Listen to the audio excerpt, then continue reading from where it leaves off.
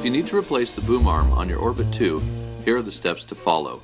First, make sure the thumb screw is loose and there is no tension on the arm. Find the 2mm hex wrench included in your packaging and loosen the set screw on the knurled tension ring. Just a few turns will be enough. Now tilt the Orbit 2 housing so the arm that you are working on is pointing up. Once the set screw is loose, you will be able to turn the tension ring and unthread it completely to remove the ball joint assembly.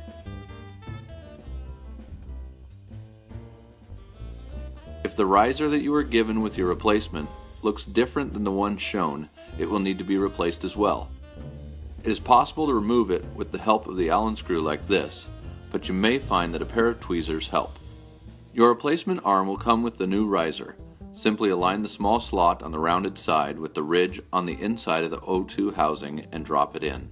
Note the tab in the center of the ball joint and the slot on the riser that you've just replaced. This tab will need to align with the slot to ensure that the joint works correctly. Carefully thread the arm assembly onto the housing body. To ensure that you don't cross-thread it, rotate the collar counterclockwise a couple of times until you feel the click of the threads settling into their starting position.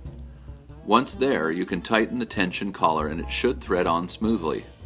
As soon as you start to feel some tension being applied to the ball joint, do a quick visual inspection. If you are seeing more than a couple of threads, the tab in the slot may not be aligned. As you slowly apply a small amount of pressure with the collar, turn the whole arm until you feel it click and the pressure of the ball joint give way. Now set your starting tension according to your preference. The more tension that you start with, the more hold you will have in its tightest setting. Once you're satisfied with the starting tension, retighten the 2mm hex set screw. Be careful not to over torque and strip it.